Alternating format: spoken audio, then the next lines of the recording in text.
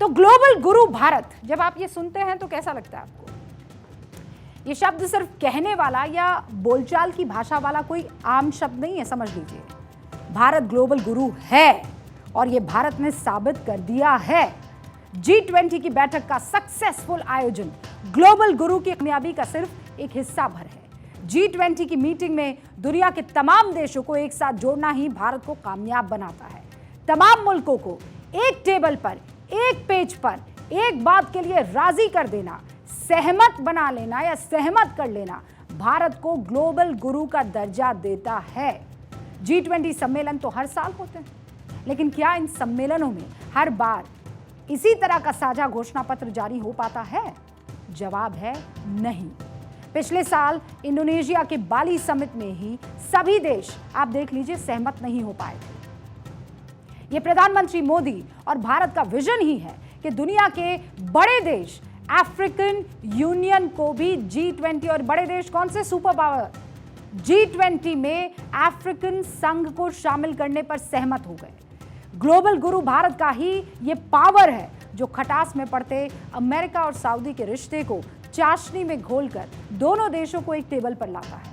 ये ग्लोबल गुरु भारत ही है जो सऊदी अरब और इजराइल, दो अलग धुरी वाले देशों से एक कॉरिडोर डेवलप करने पर सहमति बनवा लेता है।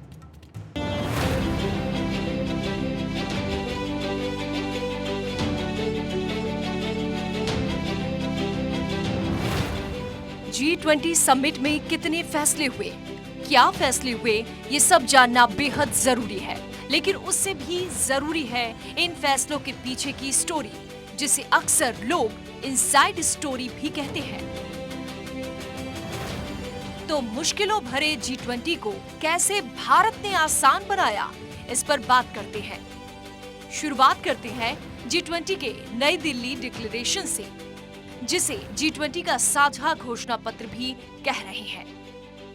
आमतौर पर G20 या फिर इसी तरह की मल्टी नेशन मीटिंग्स में घोषणा पत्र आखिरी दिन जारी होता है, लेकिन नई दिल्ली डिक्लेरेशन G20 मीटिंग के पहले दिन ही जारी हो गया। इस डिक्लेरेशन पर सभी देश पहले दिन ही राजी हो गए। उन विवादित मुद्दों पर भी सब सहमत हुए जिन पर देशों के बीच गंभीर विवाद है। यूक्रेन युद्ध को इस घोषणा पत्र में दुनिया में महंगाई बढ़ाने वाला बताया गया। इस युद्ध को दुनिया पर नेगेटिव इम्पैक्ट या नकारात्मक प्रभाव पड़ने का भी जिम्मेदार बताया गया है। अमेरिका और यूरोपियन यूनियन के देश बिना युद्ध के घोषणा पत्र जारी करने के लिए राजी नहीं थे। वहीं रूस और चीन यूक्रेन युद्ध का जिक्र तक सुनने के लिए तैयार नहीं थे। फिर भी साझा घोषणा पत्र जारी हुआ और उससे भी अहम बात, घोषणा पत्र में यूक्रेन युद्ध का 5 बार जिक्र किया गया। इसके बावजूद रूस और चीन ने भी सहमति दी। अभी एक खुशखबरी मिली है। हमारी टीम्स के हार्डवर्क से और आप सभी के सहयोग से नई Delhi G20 leaders summit declaration पर सहमति बनी है।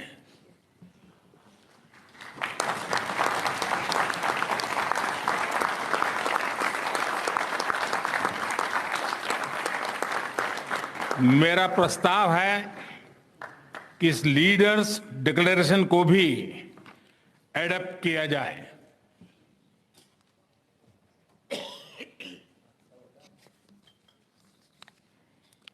मैं इस डिक्लेरेशन को एडॉप्ट करने की घोषणा करता हूं। G20 के साझा घोषणा पत्र में आतंकवाद का भी जिक्र किया गया है। आतंकवाद से दुनिया के सामने आ रही चुनौतियों का जिक्र किया गया है। आतंकवाद को अंतर्राष्ट्रीय शांति और सुरक्षा के लिए गंभीर खतरा बताया गया है। आतंकवाद का मुकाबला मिलकर करने की बात की गई है। आतंकवाद या आतंकवादियों का किसी भी रूप में समर्थन करने वालों का विरोध करने की भी बात दर्ज है। आतंकवाद पर भारत और अमेरिका के रुख का चीन हमेशा विरोध करता रहा है। पाकिस्तानी आतंकवादियों के समर्थन में हमेशा खड़ा रहा है।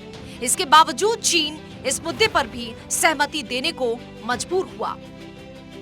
नई दिल्ली घोषणा पत्र में क्लाइमेट चेंज पर बात है, हरित ऊर्जा को 100% अपनाने पर बात है।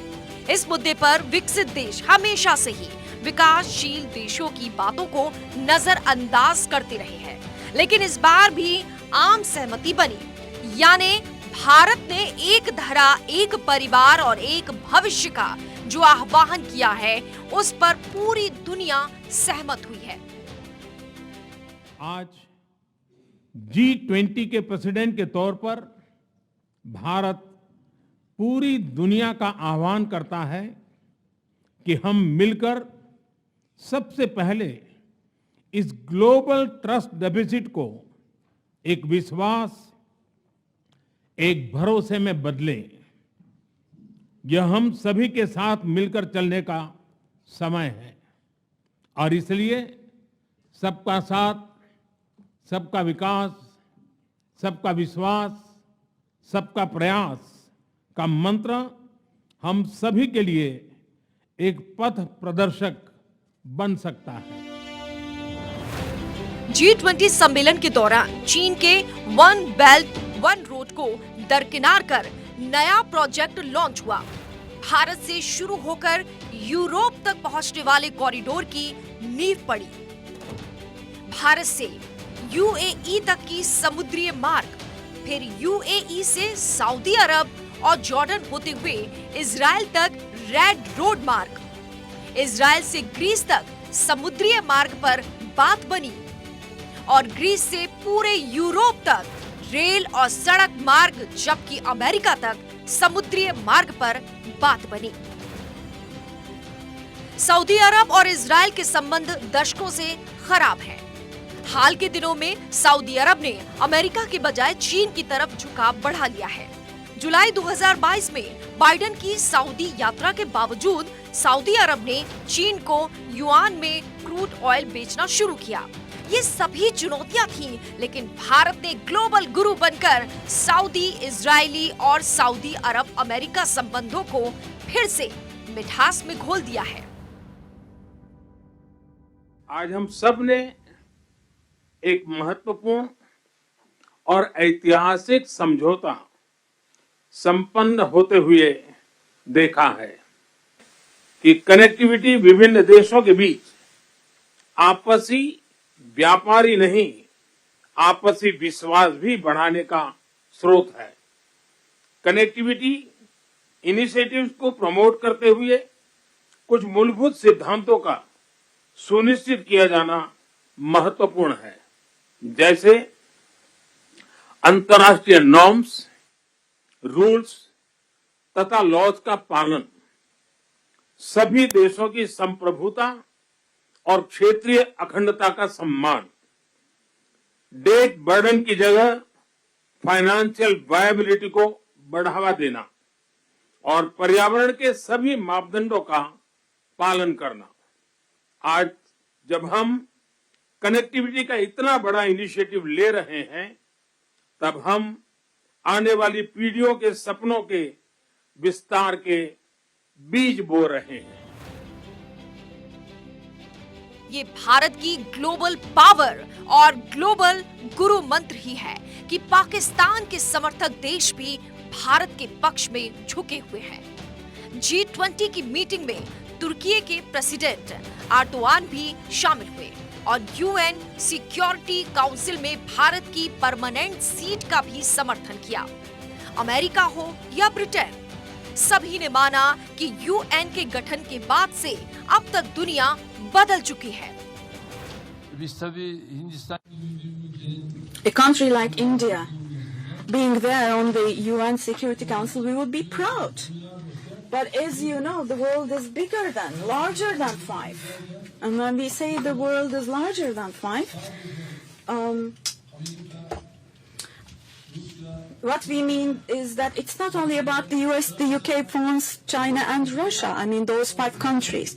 We don't only want to have those 5 countries on the Security Council of the UN. G20 में हमेशा से ही G7 देश हावी रहे हैं, लेकिन ये पहली बार था जब अमीर देशों की बजाय भारत इस सम्मेलन में हावी रहा। ग्लोबल गुरु भारत की बात का विजन इतना ज्यादा है कि गरीब मुल्कों के समूह अफ्रीकन यूनियन को भी G20 का परमानेंट मेंबर बनाने पर सहमति बन गई। 55 देशों का समूह अफ्रीकन यूनियन ब्राजील ईयर से G20 का परमानेंट मेंबर होगा। G20 को बने 24 साल हो चुके हैं। इन 24 सालों में एक भी मौका ऐसा नहीं आया जब मीटिंग के हर एजेंडे पर सारे मुल्क सहमत हो गए। किसी ना किसी बात पर किसी ना किसी मुल्क को एतराज था। यूक्रेन युद्ध की बात भी नई दिल्ली डिक्लेरेशन में है, फिर भी रूस इस पर सहमत हो गया। अमेरिका और रूस के रिश्ते, अमेरिका और चीन के रिश्ते, भारत और चीन के रिश्ते, भारत और तुर्की के रिश्ते, ये तमाम रिश्ते बहुत उलझे हुए हैं, बहुत कॉम्प्लिकेटेड हैं। इन मुल्कों के संबंध हर लिहाज से अच्छे नहीं, हर लिहाज से, फिर भी ये तमाम देश एकजुट होकर एक ही डिक्लेरेशन के लिए तैयार हुए। ये करिश्मा है। 2022 में जब बाली में G20 समिट हुआ, तब भी हालात कैसे थे? बिल्कुल ऐसे थे। लेकिन भारत ने ये बता दिया कि दुनिया के हालात चाहे जैसे भी हो, वसुधैव कुटुंबकम की धारणा और मान्यता ही है जो पूरी दुनिया को एक सूत्र में, एक धागे में पिरो रही है। G20 की नई दिल्ली में हुई बैठक में भारत के ग्लोबल गुरु बनने की नींव पड़ी। भारत को ग्लोबल साउथ का लीडर मान लेने के साथ बैठक शुरू होते ही G20 देशों ने अफ्रीकन यूनियन को इसका मेंबर बना लिया गया। ग्लोबल साउथ में मैक्सिको से शुरू होकर लैटिन अमेरिकी देश जैसे ब्राजील और अर्जेंटीना आते हैं। अफ्रीका महाद्वीप ग्लोबल साउथ का हिस्सा है, जबकि UAE और सऊदी अरब जैसे देशों के साथ ही भारत, इंडोनेशिया और मलेशिया तक इसके सदस्य हैं। आगे की कार्रवाई शुरू करने से पहले मैं अफ्रीकन यूनियन के अध्यक्ष को G20 के स्थायी सदस्य के रूप में अपना स्थान ग्रहण करने के लिए आमंत्रित करता हूं। कुछ साल पहले तक जापान को भी ग्लोबल नॉर्थ यानी कि अमीर देश ग्लोबल साउथ का ही हिस्सा मानते थे, लेकिन अब ग्लोबल साउथ से ये देश बाहर है। भारत के आह्वान पर दुनिया के अमीर देशों का अफ्रीकी देशों को G20 का हिस्सा मान लेना ही भारत को ग्लोबल गुरु बनाता है, भारत को ग्लोबल साउथ का लीडर बनाता है। It is a matter of particular satisfaction for us that the African Union has this morning become a permanent member of the G20, that too during the Indian presidency. This is in keeping with the priority that we attach to addressing the urgent concerns of the Global South. You would recall that at the beginning of our presidency, at Prime Minister Modi's initiative, 125 nations were consulted to express the voice of the Global South. G20 की बैठक में global biofuel alliance पर भी सहमति बनी। इस बेहद अहम मसले पर भी G20 के देश एकजुट हुए और ओपेक देशों पर निर्भरता कम करने पर सहमति बनी। बायोफ्यूल यानी पेड़ पौधे और अनाज वगैरह से बनने वाला ईंधन, जो क्रूड की तुलना में कम प्रदूषण करता है। इससे कार्बन उत्सर्जन कम होता है।